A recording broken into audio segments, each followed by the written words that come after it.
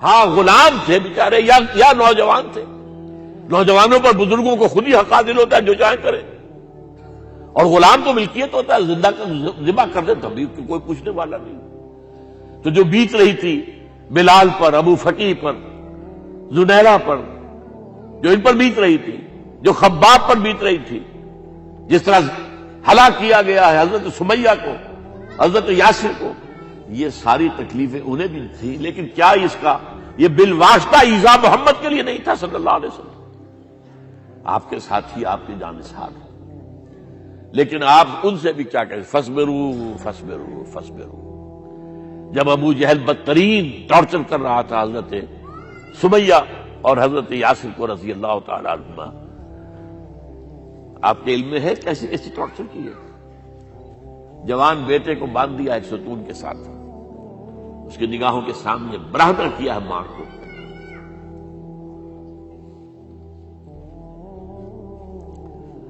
ہاتھ میں ایک مورتی ہے. جب تنگ آ گیا, ستا کر تنگ کر کے مار مار کے حضرت سمیہ ٹس سے مس نہیں ہو رہی. کہتا ہے تم ایک دفعہ کہہ دو سمیہ کہ ہاں اس مورتی میں بھی کچھ ہے, میں تمہیں چھوڑ دوں. انہوں نے تھوک دیا, برچھا مارا ہے شرمگاہ کے اندر.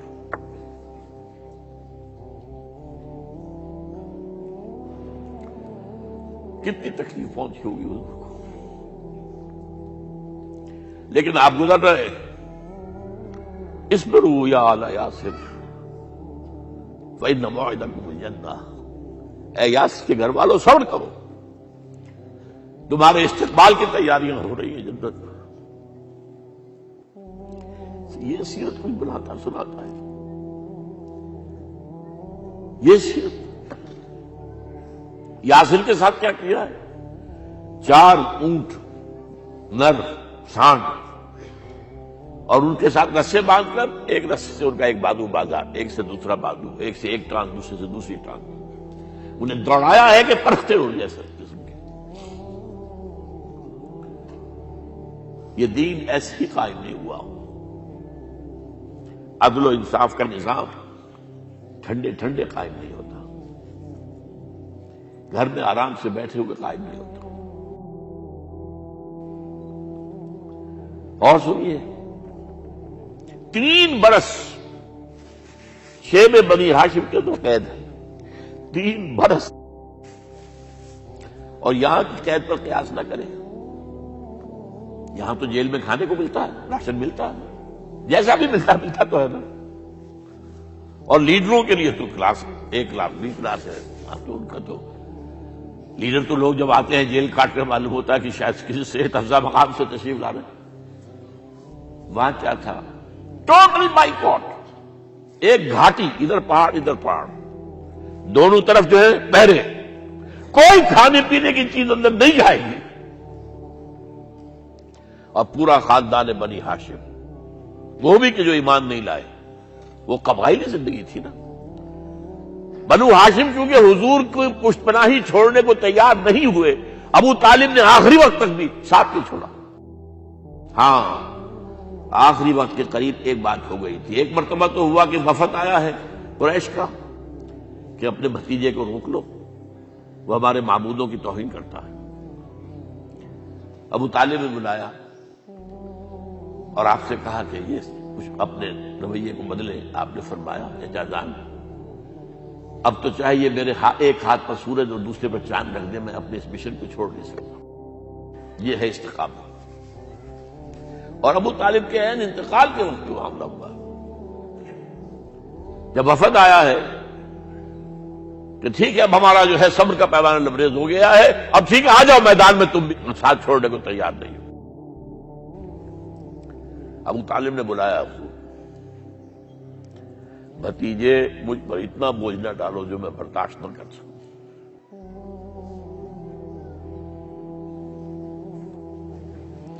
حضور کی آنکھوں میں آنسو آ گئے. چچا جان اب تو یا یہ بات پوری ہوگی یا میں اپنے آپ کو ختم کر دوں, اسی میں ختم ہو جاؤں. 12 شیب بنی ہاشم میں 3 برس اس حال میں گزرے ہیں ٹوٹل بائیکاٹ، کوئی کھانے پینے کی نہیں۔ کچھ لوگ تھے شریف النفس، مثلا حکیم بن حزام تھے رضی اللہ تعالی، اور بعد میں ایمان لے آئے۔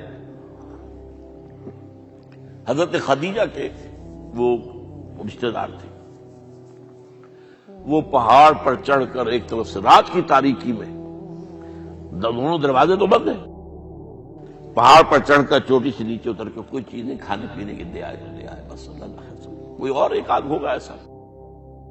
یہاں تک نوبت آئی ہے کہ بنی ہاشم کے یہ پھول جیسے بچے معصوم بھوک سے بلبلا رہے ہیں، اور اس کے سوا کچھ نہیں ہے کہ سوکھے چمڑے ابال کر ان کا پانی ان کے حلق میں ٹپکا دیا جائے۔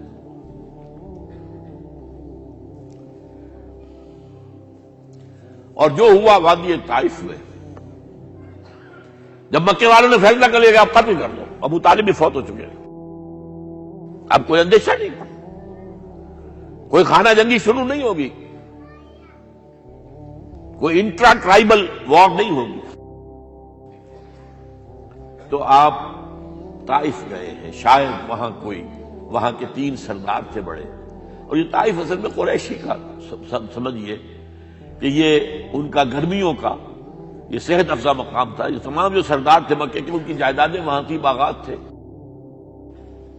اور وہاں کے بھی 3 سردار تھے، تو شاید ان میں سے کسی کو اللہ توفیق دے دے۔ وہاں گئے ہیں اور صرف ایک ساتھ ہیں، حضرت زید بن حارثہ، حضرت ابو بکر بھی ساتھ میں نہیں، سائے کی طرح ساتھ رہنے والا بھی ساتھ نہیں تھا۔ وہاں جا کر جو آپ نے تینوں سے بات کی ہے، تینوں نے وہ باتیں کہی ہیں جو کلیجے کو چیر جائیں۔ تمہارے سوا کوئی اللہ کو نہیں ملا تھا رسول بنانے، جاؤ چلے جاؤ۔ ایک کہتا ہے فوراً چلے جاؤ یہاں سے، اس لیے کہ ہو سکتا ہے کہ تم سچے ہو تو کہیں میں تمہاری توہین نہ کر دوں، اور یہ بھی ہو سکتا ہے تم جھوٹے ہو تو جھوٹے کو میں منہ نہیں لگانا چاہتا۔ 3 دن کی یہ سختی، اور اس میں کیا ہو رہا ہے، اسٹریٹ ارچنز جو کہلاتے ہیں ہمارے یہاں، ٹھوکرے گلیوں کے، انہیں اشارہ کر دیا ذرا ان کی خبر لو، اب وہ پتھراؤ کر رہے ہیں۔ جیسے ہمارے ہاں کوئی آ جاتا ہے، کوئی نیم پاگل یا کوئی اور کسی طرح کا مست قسم کا آدمی، اور اس کے اوپر چھوکرے چاروں طرف ہوں اور ستا رہے ہوں، یہ نقشہ تھا، اور طائف کی گلیاں تھیں، اور محبوب رب العالمین تھے۔ ادھر سے پتھر آ رہے ہیں تو زید بن حارثہ رکاوٹ بن گئے، لیکن پیچھے سے آ رہے ہیں، وہ کیسے روکیں گے؟ پیچھے جاتے ہیں تو ادھر سے آ رہے ہیں۔ جسم لہو لہان ہے، خون رس رس کر زخموں سے جوتیوں میں آ کے جم گیا ہے۔ پھر وہاں سے آپ نکل کر گئے ہیں، ایک باغ میں تھوڑی سی پناہ لی ہے تھوڑی دیر کے لیے، جوتے بڑی مشکل سے اترے ہیں، خون جمع ہوا، اور وہ جو پھر دعا نکلی ہے آپ کے، وہ کلیجے کو چیر جانے والی ہے۔ اللہم الیک اشکو ضعف قوتی وقلت حیلتی وحوانی علی الناس، اے اللہ تیری جناب میں فریاد لے کر آیا ہوں، اپنی قوت کی کمی کا، اپنے وسائل کی کمی کا، اور لوگوں میں جو رسوائی ہو رہی ہے، الی من تکلنی الی بعید یتجہمنی اور الی عدو ملکت امری، مجھے کس کے حوالہ کر دیا ہے؟ مجھے دشمن کے حوالے کر دیا جو چاہے میرے ساتھ کر گزرے۔ فریاد ہے کہ نہیں؟ بڑی زوردار فریاد ہے، بڑی زوردار، لیکن پھر مقام عبدیت کا ظہور ہوتا ہے۔ ان لم یکن علی غضبک فلا ابالی، اے اللہ اگر تو ناراض نہیں ہے، مجھے اندیشہ یہ ہو گیا کہ کہیں تو ناراض تو نہیں ہو گیا ہے، کہیں تو نے میرا ساتھ تو نہیں چھوڑ دیا ہے۔ اگر تو ناراض نہیں ہے تو مجھے کوئی پرواہ نہیں، جو ہو سو سر تسلیم خم ہے جو مزاج یار میں آئے۔ واپس آئے ہیں تو مکے میں داخل نہیں ہو سکتے تھے، وہاں تو قتل کا فیصلہ ہو چکا، باہر ہی آپ نے ڈیرا لگایا، زید بن حارثہ کو بھیجا، فلاں شخص کے پاس جاؤ کہ تم اگر امان میں لے لو محمد کو تو محمد آ جائیں، میں تو میری یہ پوزیشن نہیں ہے، میں قریش کے مقابلے میں امان نہیں دے سکتا۔ دوسرے کے پاس بھیجا، اس نے بھی کچھ ایسے جواب دے دیا۔ تیسرے کے پاس جب گئے حضرت زید، مطعم بن عدی، اس نے کہا ٹھیک ہے، میں امان دیتا ہوں محمد کو، وہ آ جائے مکے میں۔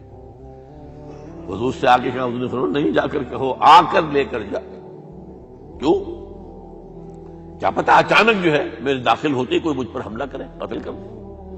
وہ تو یہ کہہ سکے کہ ہمیں کیا پتا تھا کہ مطعم نے جو ہے امان دی ہے، I never knew it۔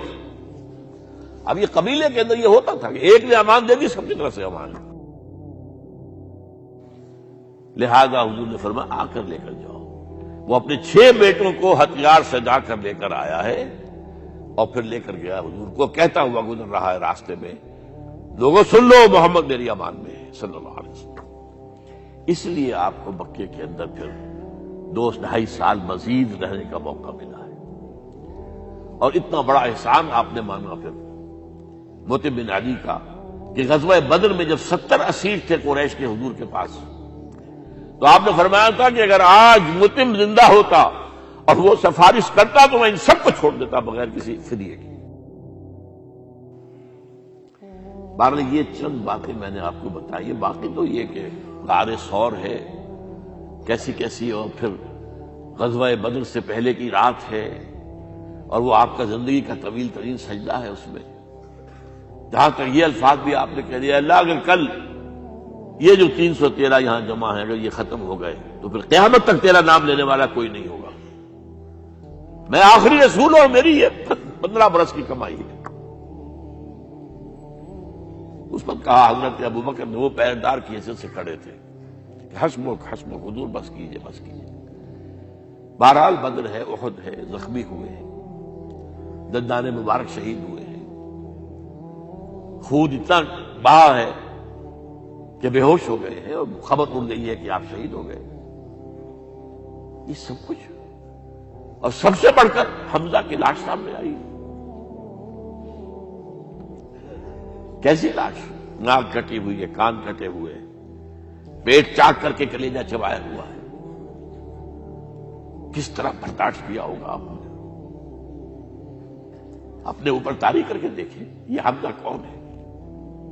چچا ہے، دودھ شریک بھائی ہے، خالہ داد بھائی ہے، ساتھ کا کھیلا ہوا ہمجولی ہے، اور اس کی لاش ہے۔ جو قلب اطہر پر بیت رہی تھی وہ مدینے میں آ کر ایک ہمارا ماحول بدلا ہوا تھا، تب وہ بات سامنے آ گئی۔ جب آپ مدینے واپس تشریف لائے ہیں تو ظاہر بات ہے کہ زیادہ انصار کے لوگ تھے جو شہید ہوئے تھے۔ بدر میں مہاجرین تو میرے خیال 4تھائی تھے نمبر کے اندر، 3/4 تو انصاری تھے۔ اسی طریقے سے عہد کے اندر معاملہ ہے، تو مختلف گھروں سے عورتوں کے بین کرنے کی آوازیں آ رہی تھی، اس لیے کہ اس وقت تک بین کرنا حرام نہیں قرار دیا گیا تھا، ممنوع نہیں تھا۔ آوازیں سن کر حضور کی زبان مبارک سے نکل گیا، اما حمزہ تو فلا بواکی لہو، ہائے حمزہ کے لیے تو کوئی رونے والی بھی نہیں ہے۔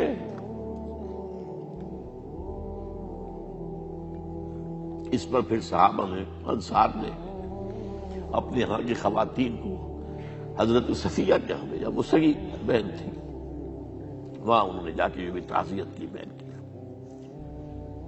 غزوہ احزاب کا آپ نے سنی لیا، اس وقت اسوہ رسول پر نہ معلوم کیا کیا باتیں لوگوں میں مشہور ہو گئی ہیں۔ اس وقت لفظ آیا کہاں ہے قرآن میں؟ سورہ احزاب میں۔ وہ اس وقت کیا تھا؟ جب خندق کھودنے کا فیصلہ ہوا ہے تو خندق کھود رہی ہے، حضور بھی لگے ہوئے ہیں، بھاری بھاری پتھر اٹھا کر کندھے پر لا کر باہر پھینک رہے ہیں، پتھریلی زمین تھی، ایک پتھر کسی سے ٹوٹا نہیں تھا، تو حضور نے جو ہے 3 دفعہ جو اس کی ضرب لگائی تب ٹوٹا ہے۔ لیکن یہ کہ کئی دن کے فاقے ہو چکے تھے، کھانے کو کچھ نہیں، پورا محاصرہ تھا، 12,000 کا لشکر گھیرے ہوئے، یہاں تک کہ آپ کو معلوم ہے کہ گھروں کے اندر بیت الخلا تو نہیں ہوتے، باہر جاتے تھے قضاء، اس کا کوئی امکان نہیں۔ شدید ترین آزمائش جو ہوئی ہے اس کا نتیجہ ایک طرف یہ نکلا کہ منافقین کا نفاق ان کی زبانوں پر آ گیا۔ قرآن مجید میں ہے یہ انہی آیات میں، ما وعدنا اللہ ورسولہ الا غرورا، ہمیں تو اللہ اور اس کے رسول نے دھوکہ دے کے بروا دیا۔ ہم سے کہا تھا کہ قیصر و کسریٰ کے خزانے تمہارے قدموں میں آئیں گے، اور حال یہ ہے کہ اب رفع حاجت کے لیے باہر نہیں جا سکتے، کھانے کو کچھ نہیں۔ اس وقت کچھ صحابہ آئے ہیں حضور صلی اللہ علیہ وسلم سے، دیکھیے فاقے سے قبر دوہری ہوئی جا رہی ہے، ہم نے اپنے پیٹوں پر پتھر باندھے ہوئے، چادروں کے ساتھ پتھروں کو کسا ہوا تاکہ قبر سیدھی رہے۔ حضور نے اپنا کرتا مبارک اٹھا کر دکھایا، 2 پتھر میں، یہ ہے اسوہ، یہ ہے آپ کی سنت، آپ کا اسوہ حسنہ۔ لیکن اس اسوہ حسنہ سے فائدہ کون اٹھا سکتا ہے؟ لقد کان لکم فی رسول اللہ اسوۃ حسنۃ لمن کان یرجو اللہ والیوم الآخر وذکر اللہ کثیرا۔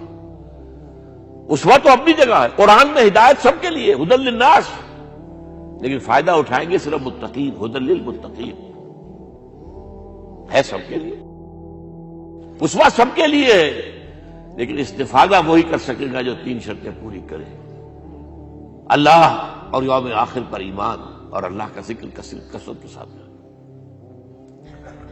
بہرحال یہ میں نے آپ کے سامنے اس حوالے سے رکھا ہے، یہ اسوہ جو ہے حضور کا، یہ ہم پر اتمام حجت ہے۔ دیکھیے نوٹ کیجئے، پوری نوع انسانی پر اتمام حجت، اسلام کا نظام عدل اجتماعی جو قائم کر کے دکھا دیا، حجت قائم کر، اسے انگریزی میں کہتے ہیں اٹس ڈویبل، کیا جا سکتا ہے، یہ کام ہو سکتا ہے، اس لیے کہ زمین پر قدم بقدم چل کر یہ انقلاب آیا، محنت سے آیا، مشقت سے آیا، ایثار سے آیا، قربانیوں سے آیا، تکلیفیں جھیل کر آیا، صبر و مصابرت سے آیا، استقامت و مقاومت سے آیا۔ یہاں پر معجزوں کی کار فرمائی نہ ہونے کے برابر ہے۔ یہاں دھوپ سے بچانے کے لیے کوئی اللہ نے صاحبان نہیں دیا، ظل اللہ علیکم الغمام، اور بھوک سے بچانے کے لیے من و سلوہ نازل نہیں ہوئے۔ غزوہ تبوک میں ایسا بھی ہوا ہے کہ 3 مجاہدین کا 24 گھنٹے کا راشن ایک کھجور، ایک نے منہ میں رکھی، کچھ چوس لی، کچھ گلوکوز چلا گیا اس میں سے، دوسرے کو دے دی، اس نے چوس لی، بھی تیسرے کو، من و سلوہ نازل نہیں ہوئے۔ محنت، مشقت، ایثار، قربانی، صبر، مصابرت، استقامت، مقاومت، یہ ہے اسوہ رسول۔